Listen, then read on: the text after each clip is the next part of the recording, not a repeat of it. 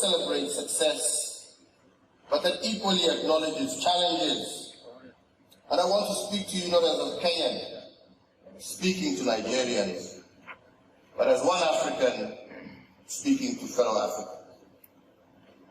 Your Excellencies, ladies and gentlemen, the last set of African nations to attain self-rule and independence from the shackles of colonialism and apartheid was 33 years ago in 1990, when Nelson Mandela and Sam Nujoma took the reins of their respective countries. One would have expected that 3 decades on from the departure of those who had oppressed, discriminated, and exploited our people for centuries, that our continent, Africa, would find herself to be not only more prosperous, but socially and economically stable. That we would have harnessed our immense, God-given mineral wealth, our agricultural potential, and our abundant human capital to propel the well-being of our citizens and to strengthen our voice in the global community of nations. It is sad to note that today, many thousands of our children are migrating to Europe on fishing boats, fleeing from chaos and poverty, and braving harrowing dangers in search of a so-called better life. Over the last 5 decades, more than half the countries in Africa have experienced some form of armed conflict. African states have either been at war with each other or at war with themselves.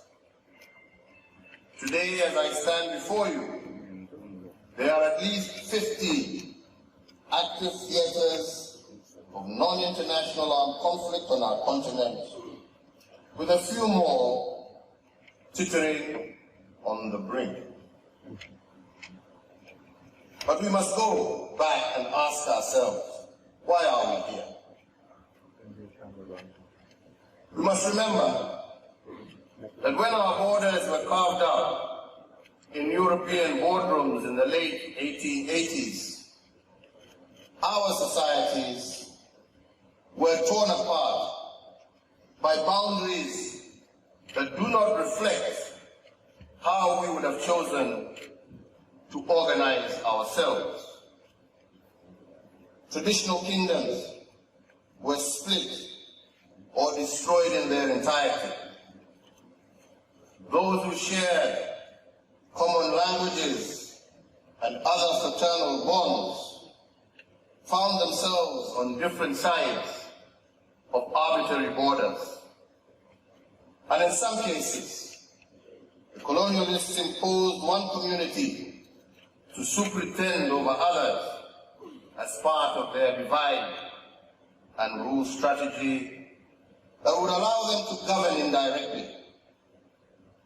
In very few parts of Africa was any border drawn to accommodate religious and ethnic homogeneity. As a consequence, we found ourselves inside countries that were somewhat a mixed bag. But I believe, as some would say, that you deal and live with what you're dealt with and make the most of it. Why do I say so?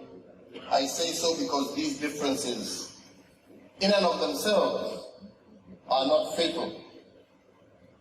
They only become toxic if we as a people let them.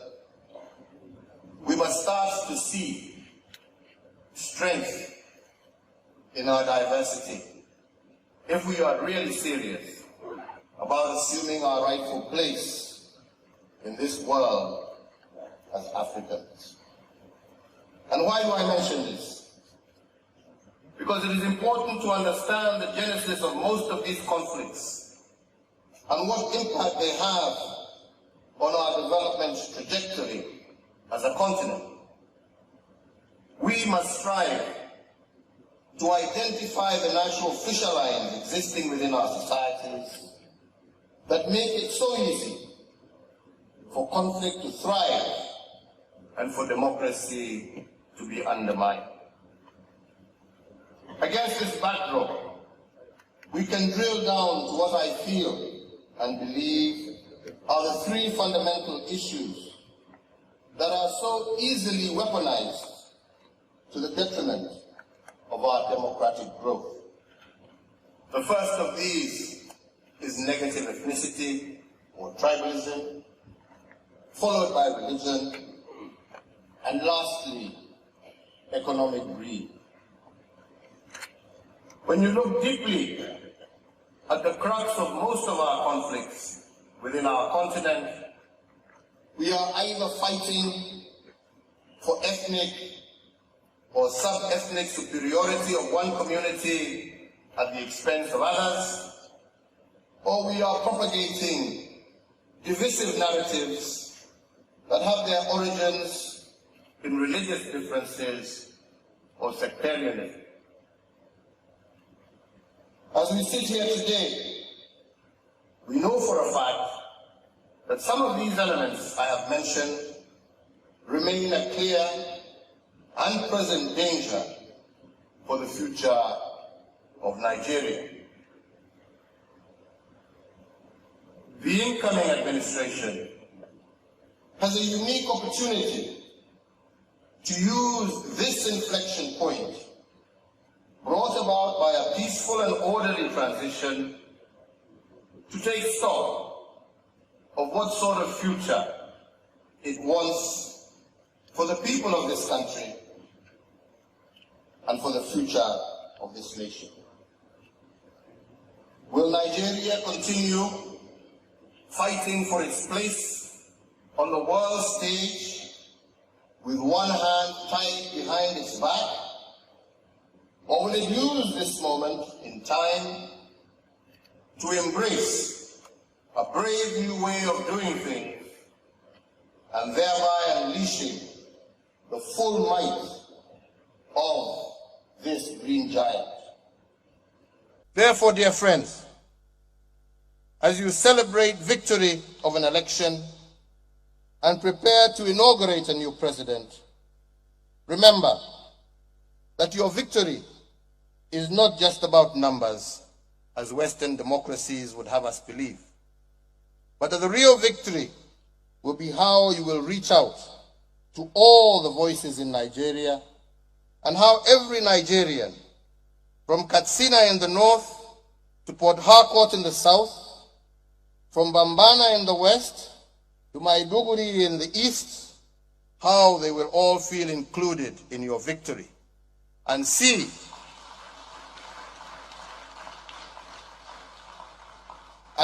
your government as their government, your agenda as their agenda, one Nigeria, one government for all.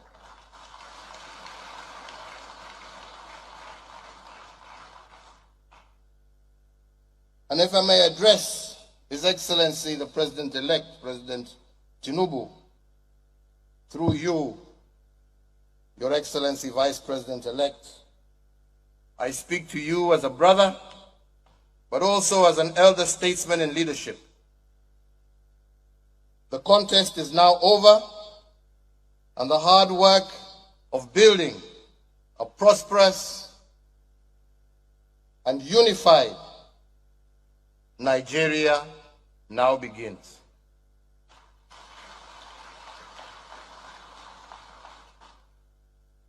Upon assuming the office of president, you would be wise to transcend from the tactical politics of an election and assume your role as Nigeria's vision bearer.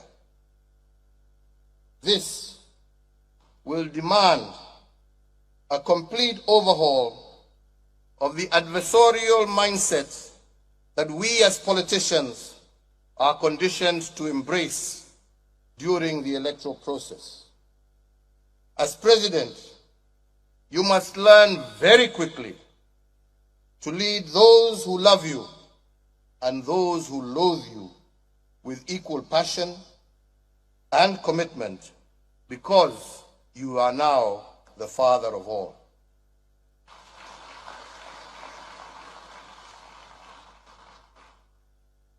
Your Excellency, when countries are in election mode, the people and its leaders are more divided than ever and boxed into their various sectarian and partisan interests.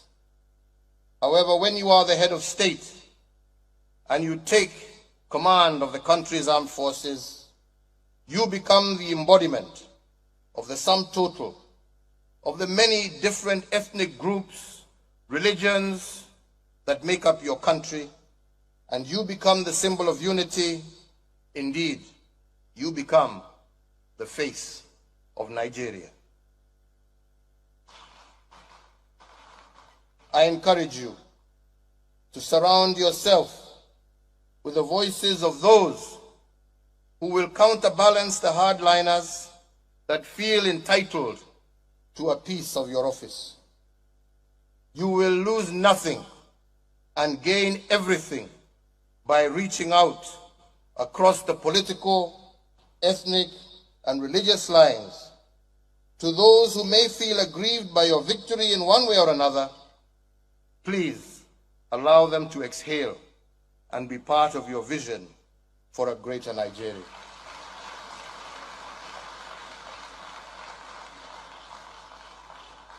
It is my hope and my prayer that the lessons from across the continent will give you the resolve to walk the difficult path of overcoming those three enemies I started by mentioning, the three enemies of nationhood: negative ethnicity, religious discrimination, and corruption.